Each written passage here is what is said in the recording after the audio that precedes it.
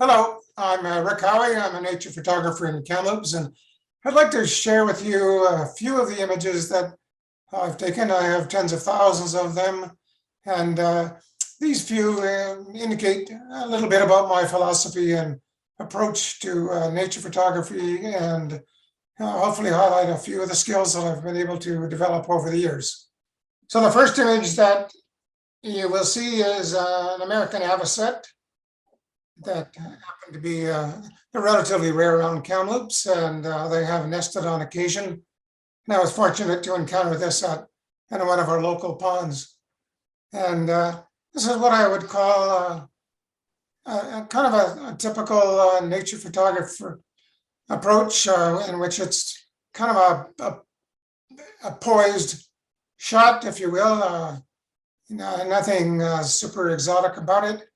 But it does capture the essence of the bird and shows most of the features of interest. Lighting was good for the photo, but nothing super dramatic or anything like that. So I would consider this a reasonable kind of documentary image. I'm quite pleased with it.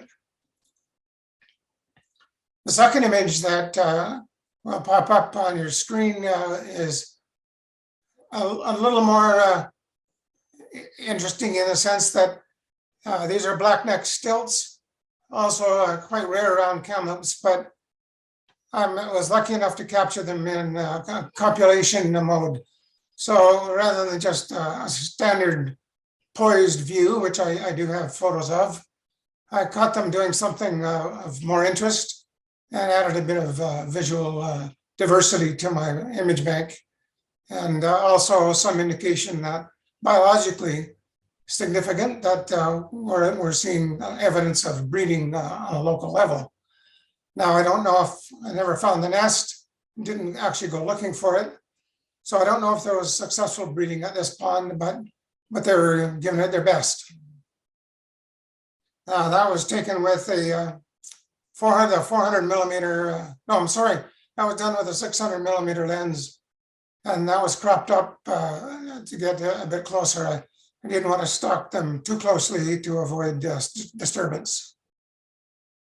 So the next shot you'll see is a common loon. And the reason I like this image is in part because the loon is nice and sharp, and it's a good image of what they actually look like. But that particular pond with the lighting that had just turned a golden color in the early morning light. So I thought it made for a really nice background as opposed to a dark image that pond and lake waters usually give us, depending on the light. So I happen to know that particular pond changed its color with the different times of the day. So I was fortunate to be able to catch it at the right light.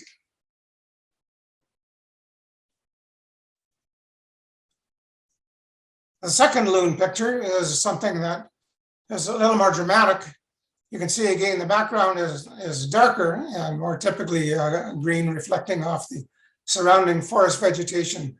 But in this case, the loon saw me in my boat and was starting to display and express some concern about the fact that I was even within 75 meters of it. I was using a 600 millimeter lens when I shot this, and I cropped it in quite closely, so I'm nowhere near as close to it as it looks like.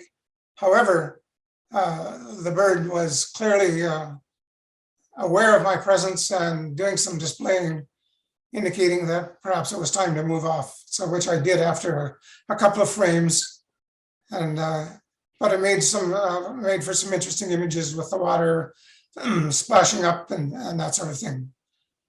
Made for a challenging shot because the loon's very light and the background is very dark. So you've got a great range of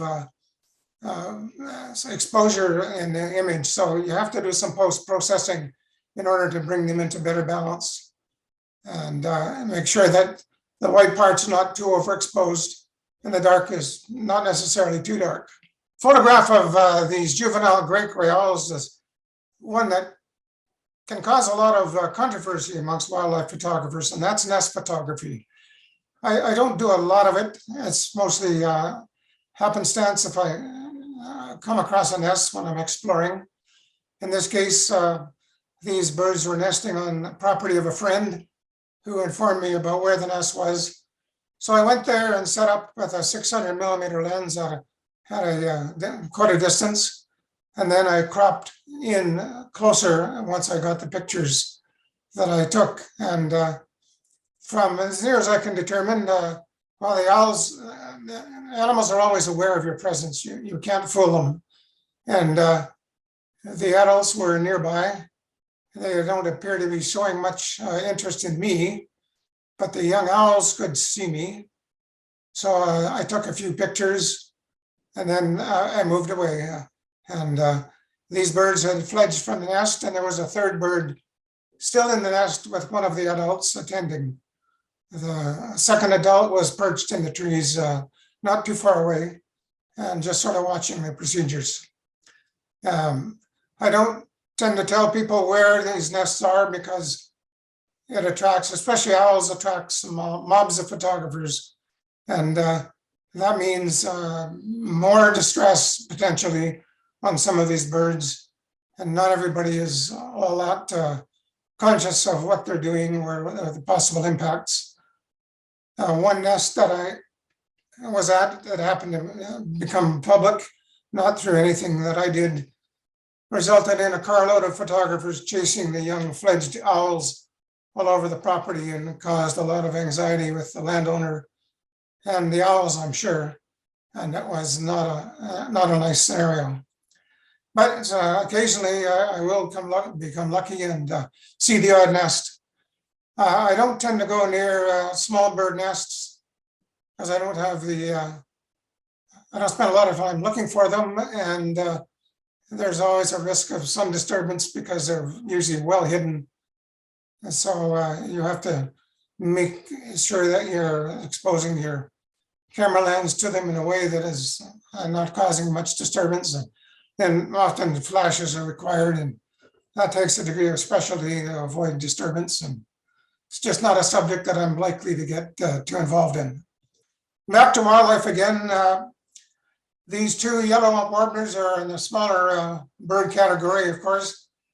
And sometimes a big lens is helpful, but this was done with the 100 to 400mm. So I was not too far away from these birds, probably 20 meters. And then I enlarged afterwards in the Lightroom and Photoshop. I liked it because it shows two different subspecies of yellow-rump warbler. The one with the yellow throat's a common one in the West, called Audubon's warbler, and the one with the white throat is a more common eastern species called the myrtle warbler. But both subspecies migrate through Kamloops, myrtle warbler being much less common, of course. I enjoyed them because they were against a nice out of focus background, perched on those two little limbs looking in opposite directions, and I thought it made a nice composition. Birds are always a challenge because, as somebody once wisely told me, they have wings and they like to fly. So getting one that's perched in a position that allows you to get a decent shot can be a challenge. It's birds of prey, such as this rough-legged hawk, often use posts and wires to perch on in order to get ready to jump on a vole or a rodent on the ground.